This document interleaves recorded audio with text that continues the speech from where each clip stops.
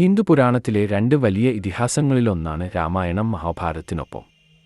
ശ്രീരാമന്റെ ജീവിതവും സാഹസികതയും, വിഷ്ണുവിന്റെ ഏഴാമത്തെ അവതാരകവും ഭാര്യയെ രക്ഷിക്കാനുള്ള ഇതിഹാസ യാത്രയും, രാവണൻ എന്ന അസുരനും. അയോധ്യ രാജ്യത്തിൽ ജനിച്ച് ശ്രീരാമന്റെ യാത്ര ആരംഭിക്കുന്നു. കുട്ടികളുണ്ടാകാതെ ദശരഥ രാജാവ് ദേവന്മാരോട് പ്രാർത്ഥിക്കുകയും 4 ആൺമക്കളായ രാമൻ, ഭാരത്, ലക്ഷ്മണൻ, ശത്രുഘ്ന എന്നിവരോടൊപ്പം അനുഗ്രഹിക്കപ്പെടുകയും ചെയ്യുന്നു. കൗസല്യ രാജ്ഞിയാണ് രാമൻ ജനിച്ചത് മഹത്വത്തിനായി വിധിക്കപ്പെട്ടത്. കാരണം അവൻ വിഷ്ണുവിന്റെ അവതാരമാണ്. ശ്രേഷ്ഠവും സദ്ഗുണവുമായ രാജകുമാരനായി രാമ വളർന്നു, അമ്പെയ്ത്തും യുദ്ധത്തിലും പ്രഗത്ഭൻ.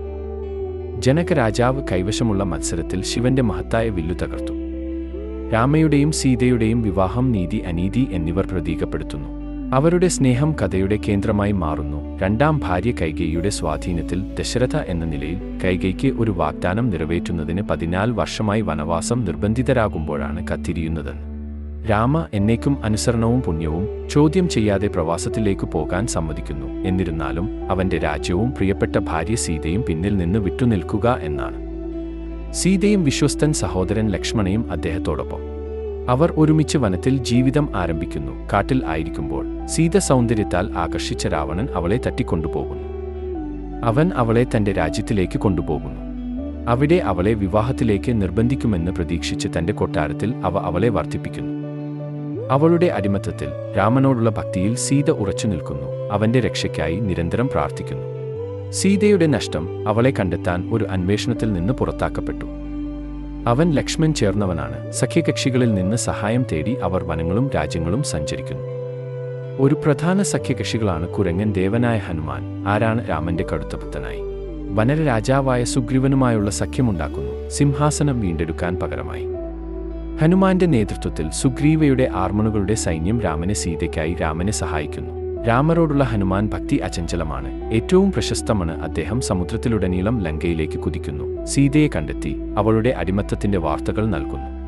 അദ്ദേഹത്തിന്റെ കുരങ്ങ ആർമിയുടെ സഹായത്തോടെ സമുദ്രം മുതൽ ലങ്ക വരെ അറിയപ്പെടുന്ന ഒരു വമ്പൻ പാലം നിർമ്മിക്കാൻ രാമൻ ഉത്തരവിട്ടു. പാലം നിർമ്മാണം ഐക്യത്തിനും നിശ്ചയത്തിനും ഒരു തെളിവാണ്. അത് അദ്ദേഹത്തിന്റെ യാത്രയുടെ അവസാന ഘട്ടത്തിന്റെ തുടക്കമാണ്. രാമനും സൈന്യവും ലങ്കയിൽ എത്തുകയും രാവണന്റെ സേനയ്ക്കെതിരായ യുദ്ധത്തിന് തയ്യാറാകുകയും ചെയ്യുന്നു. ഇരുവശത്തും നിരവധി യോദ്ധാക്കൾക്കൊപ്പം യുദ്ധം നീളവും തീവ്രവുമാണ്. രാവണന്റെ സഹോദരൻ കുംഭകർണന്റെയും രാവണന്റെ മകൻ ഇന്ദ്രജിത്ത്, രാമരുടെ സേന എന്നിവ തമ്മിലുള്ള പോരാട്ടത്തിൽ പ്രധാന പോരാട്ടങ്ങൾ ഉൾപ്പെടുന്നു. ആത്യന്തികമായി രാമൻ ഒരു ക്ലൈമാക്റ്റിക് ഷോഡത്തിലും അവന്റെ ദിവ്യവില്ലിലും ദേവന്മാരുടെ സഹായത്തോടെ, ദേവന്മാരുടെ അനുഗ്രഹത്താൽ സീതയെ രക്ഷിച്ചുകൊണ്ട് രാവണൻ കൊല്ലപ്പെട്ടുന്നു. രാവണന്റെ തോൽവിക്ക് ശേഷം രാമൻ സീതയുമായി വീണ്ടും ഒന്നിക്കുന്നു. എന്നാൽ രാവണനുമായുള്ള അടിമത്തത്തിലുള്ള സമയം കാരണം സീതയുടെ പരിശുദ്ധിയെക്കുറിച്ചുള്ള സംശയങ്ങൾ ഉണ്ടാകുന്നു. അവളുടെ പവിത്രമായി തെളിയിക്കാൻ സീത അഗ്നിശമനത്തിന് വിധേയമാകുന്നു. വിചാരണയ്ക്ക് വിധേയരാകുന്നു. അവൾ പരിഭ്രാന്തരായി അവളുടെ വിശുദ്ധിയും ഭക്തിയും രാമനുമായി പ്രകടിപ്പിക്കുന്നു. 14 വർഷം പ്രവാസത്തിൽ ചെലവഴിച്ച ശേഷം സീതയും ലക്ഷ്മണും ഉപയോഗിച്ച് രാമൻ അയോധ്യയിലേക്ക് മടങ്ങുന്നു. അവന്റെ മടങ്ങിവരവ് വളരെ സന്തോഷത്തോടെ ആഘോഷിക്കുന്നു. മടങ്ങിയെത്തിയ രാജ്യത്തിലെ ജനങ്ങൾ അവനെ വീട്ടിലേക്ക് സ്വാഗതം ചെയ്യുന്നതിനുള്ള ദീപകൾ നീതിമാനും ആരംഭത്തെ അടയാളപ്പെടുത്തുന്നു. അവളുടെ വിശുദ്ധി തെളിയിച്ചിട്ടും സീതയുടെ പവിത്രത്തെക്കുറിച്ചുള്ള അഭ്യൂഹങ്ങൾ പ്രചരിപ്പിക്കുന്നത് തുടരുന്നു. രാമനെ മനസ്സില്ലാമനസ്സോടെ മറ്റൊരു വിചാരണയ്ക്ക് വിധേയരാകാൻ പ്രേരിപ്പിക്കുന്നു.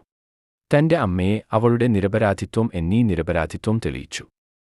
അവൾ ഭൂമിയിൽ വിഴുങ്ങുന്നു. രാമൻ ഒറ്റയ്ക്ക് ഭരിക്കാൻ ഒരു രാജാവ് കടമയിൽ നിന്ന് ഭാരം, എന്നാൽ നീതി നിറഞ്ഞത്. ശ്രീരാമന്റെ യാത്ര ഒരു നായകന്റെ കഥ മാത്രമല്ല, ധർമ്മത്തിന്റെ ഭക്തി, ത്യാഗം, വ്യക്തിഗത മോഹങ്ങൾ, കൂടുതൽ നന്മ എന്നിവയുടെ ആഴത്തിലുള്ള പര്യവേക്ഷണം. രാമരാജയ്യ എന്നറിയപ്പെടുന്ന അയോധ്യയിൽ രാമന്റെ ഭരണത്തിൽ സമാധാനത്തിന്റെ അഭിവൃദ്ധിയും സമൃദ്ധിയും ആയി കണക്കാക്കപ്പെടുന്നു. അവിടെ നീതിയും നിലനിൽക്കുന്നു. രാമായണം ഒരു കഥയേക്കാൾ കൂടുതലാണ്. തിന്മയേക്കാൾ നന്മയുടെ വിജയത്തിനും വിശ്വസ്തതയുടെ പ്രാധാന്യത്തിനും വലിയ പ്രതികൂല സാഹചര്യങ്ങളിൽ പോലും ധാർമ്മിക മൂല്യങ്ങൾ ഉയർത്തിപ്പിടിക്കേണ്ടതിന്റെ ആവശ്യകതയാണ്. ശ്രീരാമന്റെ യാത്ര ബഹുമാനം, നിസ്വാർത്ഥത, ഭക്തി എന്നിവ പഠിപ്പിക്കുന്നു. രാമായണത്തെ സാംസ്കാരികവും മതപരവുമായ വാചകം മാത്രമല്ല, വ്യക്തിപരമായ പെരുമാറ്റത്തെ മാത്രമല്ല. രാമായണത്തെ സാംസ്കാരികവും മതപരവുമായ വാചകം മാത്രമല്ല, വ്യക്തിപരമായ പെരുമാറ്റത്തെ മാത്രമല്ല.